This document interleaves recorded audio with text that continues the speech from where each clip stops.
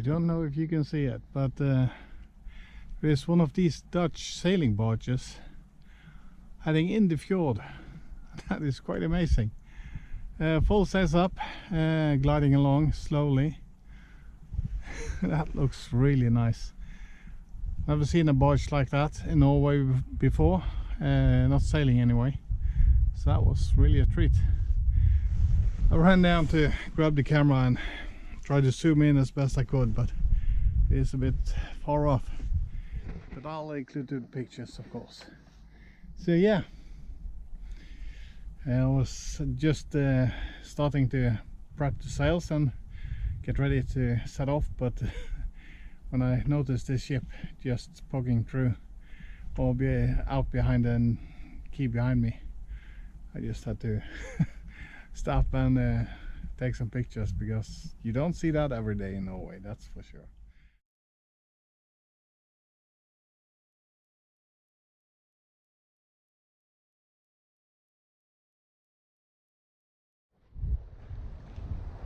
I am not sure if you are going to be able to make it out, but right there is the island that we anchored at.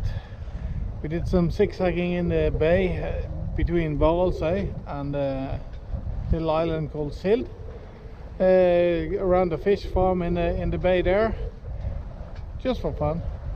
And now we came out out of the bay, and we started tacking our way down here. So we just made it past this construction field over here and the mainland sticking out, and the ferry there made it a bit tricky, but that went well. So we are still on the same tack, and now the wind has veered over as I hoped it would. Now we are heading back across the fjord to the right side for the approach of the anchorage. So I guess the wind is going to veer back when we get closer to this area. So we'll see. I will show you my track when I have anchored.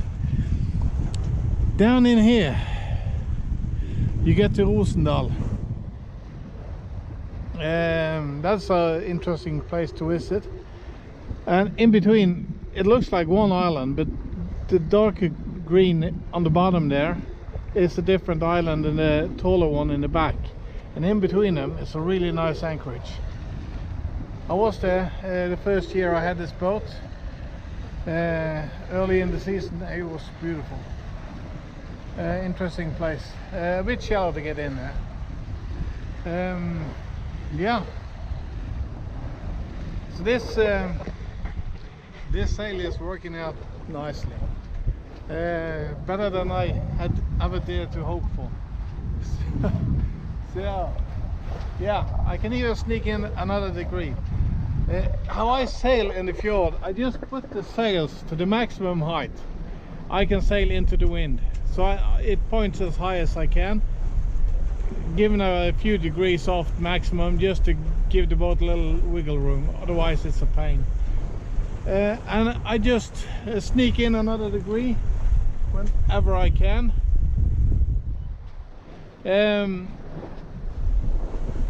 So I utilize the wind as best as possible. If I'm going downwind, that's no problem, but usually if you're going in or out the fjord, the winds are never really coming straight across, just in some small sections like the one that I'm in now. Later on, I guess I'm gonna have the wind dead on the nose again and have to give off course, and then I will head back to the right side of the fjord for my anchorage, or the side that my anchorage is on, and hopefully I will reach the anchorage without tacking. That's a big if, but that's what I'm hoping for. So it looks good at the moment, but things can change quickly when you're sailing in a fjord. It's a bit tricky. It's a different sailing experience, and I love it. I'll give you an update later on. Yeah,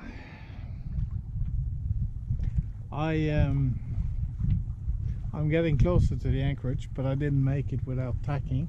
I haven't tacked yet, but I need to. The winds are shifting. That is natural in here. But I'm maximizing my tacks as best I can and making them as long as possible and getting as close to the shore side as possible. You gain quite a bit of distance when you do this, because the winds are affected by the shore side, so it's not bad tactics. But also you get to look at the shore side up close, and that's really nice, especially on a day like this. I came in the far yellow buoy swaying about a bit there. I guess I passed it with 10 meters to spare. it was so close. I was really not sure I was going to make it.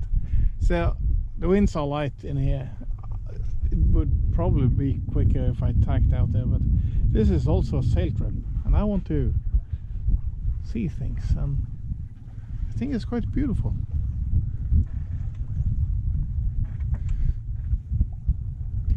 If I would have tacked further out, I wouldn't be able to see this. You can see this is the island. There's a low spot on it, and you can see the mountains behind. So it's really nice.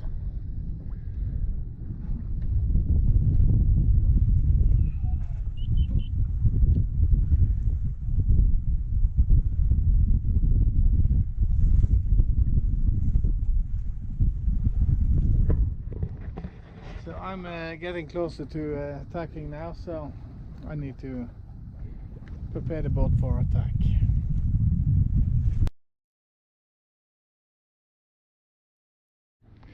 So I have tacked, and I'm now heading away from the island, crossing over to the other side. It's quite nice. And we are heading back just beyond this key sticking out, I think. Perhaps a little bit further down, but not much. So yeah, now the winds are rather light, but around this corner I'm not so sure it's going to be a good idea to have full sails up. So I'm going to keep the Genoa furled somewhat. Perhaps I'll unfurl a couple of turns. I would really like to have full sails, but we'll see. This turned out to be very light. There is a line in the water here. I think there's more wind beyond it, so I'll wait till I get there. If the speed is going to be this low, I guess I will unfurl it, because this is too slow when the wind is actually available. I just checked the forecast. There's no more gusty winds reported. Well, really light gusts anyway. It seems to be calming down, so I furled out the Genoa fully. So now it's full sails. We're just gliding along. We're on the tack over the fjord still, and gonna make a turn in a few 10 minutes time and head to the anchorage. So yeah, I'll give you an update when we have anchored. It's going to be an early anchoring today.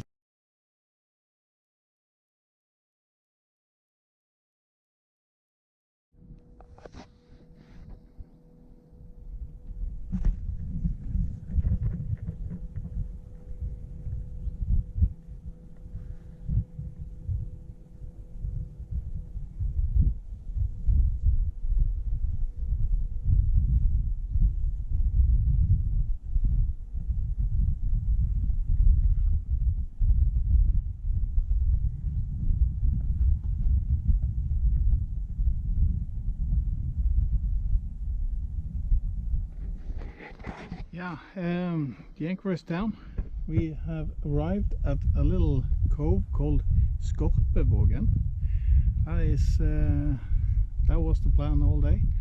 We needed to make one set of tacks to get here, and I dropped my sail right outside this entrance behind the fish farm. So dropped the sails and started the engine and motor in there and dropped the anchor, and it just dug in and set. It's sandy bottom in here, so it's all good. This little island there is called Jekteholmen. Jekt is a old sailing freighter vessel, small, one-masted, I believe. That was used in the old days. So there's probably been a few of them tied up in here, I would believe. That's it for today. Catch you tomorrow.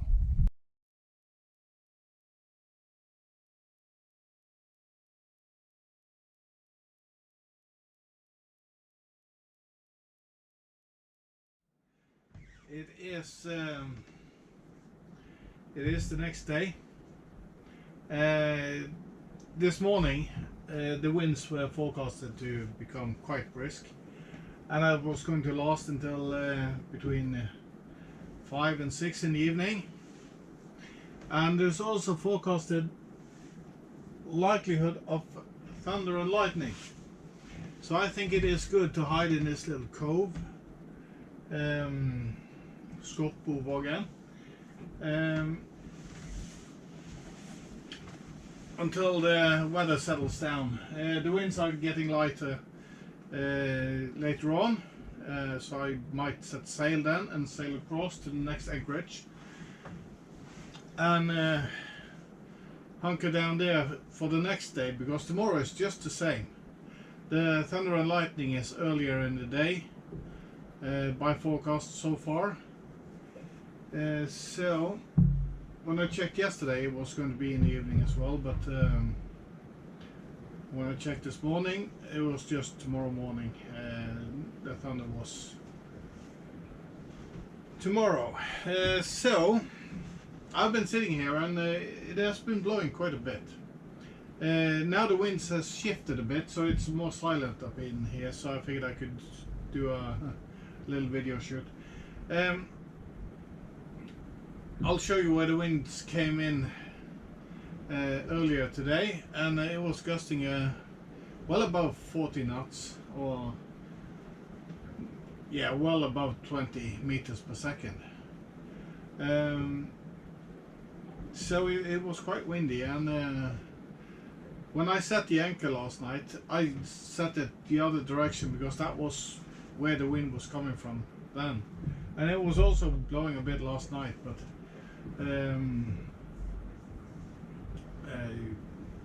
all night has been totally calm. But around between 5 and 6 this morning the wind shifted, just as the forecast said, so it was nothing unexpected. But yeah, so now I've floated across over the anchor or around the anchor, and I have had quite a bit of wind today, as I said, well above 40 knots in the gusts. So I've stretched the chain all the way to the other side, and the anchor has probably turned, and yeah, now it's all good and well. We are sitting here. The wind is now veered a little bit more to the west, and that puts this mountain behind me, or this island, puts me in a wind shade. So it's fluky in here now, but sometimes we get a really good gust coming through, but it's few and far between at the moment. So I think we'll just head outside for a check of the boat. I need to have a look at the snubble line and so on, and have a check that everything is good up front, and I will go back down and let the day twiddle by. So earlier in the day, the winds were coming straight down from this mountain and through this opening and in here. You can see it's a little bit of that now as well, but that is some odd gusts, and here is one coming now towards us. It's not too bad now. It's rather gently now. but the winds have shifted more in this direction, and you can see we have some protection from here. So every now and then there is a few gusts coming this way. The anchor chain is of course hanging freely. I put out the chain all the way down to the bottom and back up to the attachment point for the snubber line, so I have like a dead man's weight at the end of the chain, or the snubber line, so it pulls the chain closer to the bottom. So that is just something that I do. I could perhaps hook on a weight, but when I have a few meters of chain, I just let that out and it can hang underneath the attachment point. The line that I use for a snub line is just the normal line that I use to tie the boat to the dock. You can see it has this rubber shock absorber thing there. It's not a very good one, but it's there, and that helps reducing the shocks somewhat. I tie it onto the chain. I tie it onto the chain by a rolling hitch. So and that is what's holding the boat. It sits amazingly well on the chain. This is galvanized chain. I have not tried this on stainless, but yeah, we'll see.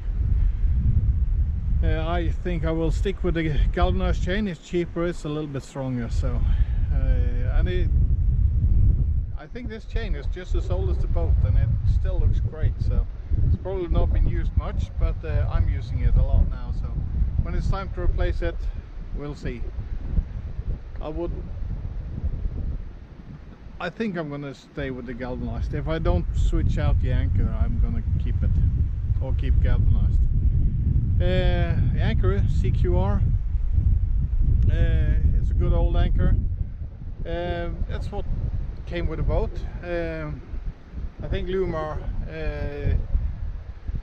bought CQR at some point, so this one is probably a Lumar anchor, but nevertheless it's the same. I have really seldom had a problem with this anchor. It is rather good. It holds well in the conditions that we have around here. I'm happy with it, so I don't see any reason for replacing it, and they are cheap.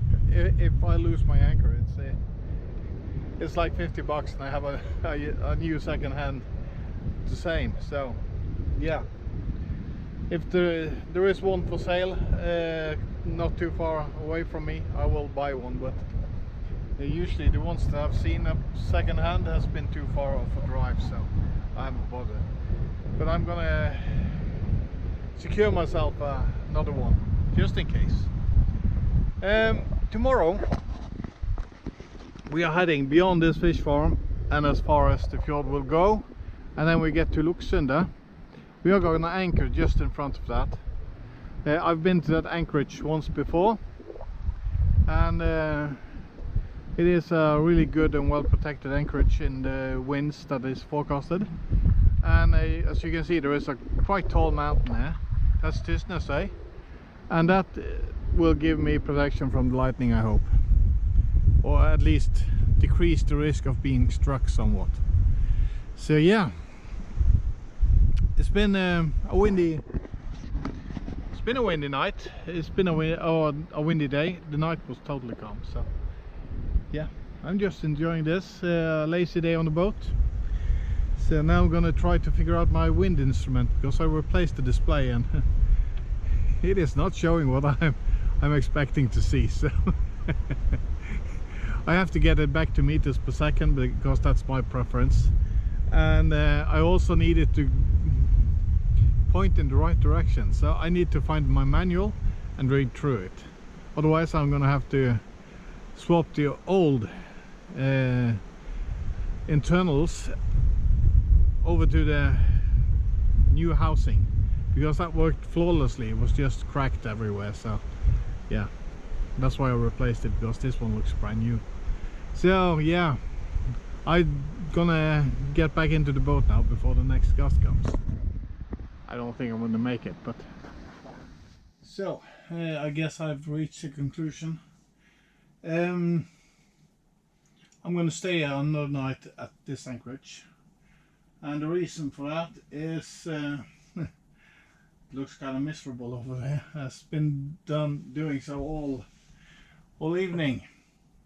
Now the winds has come down. It's good sailing conditions, but the big problem, or not a big problem, but the problem is, if you look here at my phone, this is where we are going. Now it's 7 o'clock in the evening. I guess I would get off the anchor and head out and put up the sail around 8, and that means I would arrive in fog. It's going to be foggy all night until tomorrow. Tomorrow it's lightning and stuff, just as we had today, but it's early in the day, so I guess I'm going to stay here until about 2 o'clock tomorrow, and I'll set off then. And I will see if I stop at that anchorage or if I continue through the cut that's called Luxunda. So yeah, I've been watching the coast on the other side. I haven't seen it. It's hidden in heavy rain, and here it's been a few really short showers, really light, so it's not been very tempting. I decided to do this a while ago. I made dinner, and when I had dinner up here in the cockpit, I still was watching this coastline on the other side and was still covered in rain showers. And I went down and fetched my coffee, and just as I started drinking my coffee, it all became a little bit lighter, and even on the other side I could see the coastline, and it was looking better. I could see there was rain over there still, but I could see the coastline quite clearly, so I think it might be letting up. But 3 sips later it was gone again, so and it's been gone since. So there's no use for me sailing over. In this anchorage I'm really well protected. It's just between 1 and 2 hours to sail across, so I can do that tomorrow or even Thursday.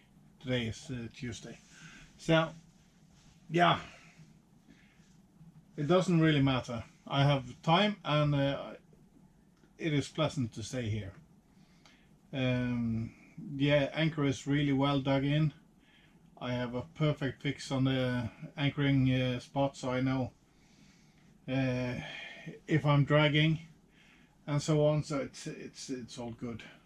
It's better to stay here and head on out and get into fog and try to anchor when you don't see anything, and yeah, it is better to stay here. So that's my decision. I'll give you an update when we leave.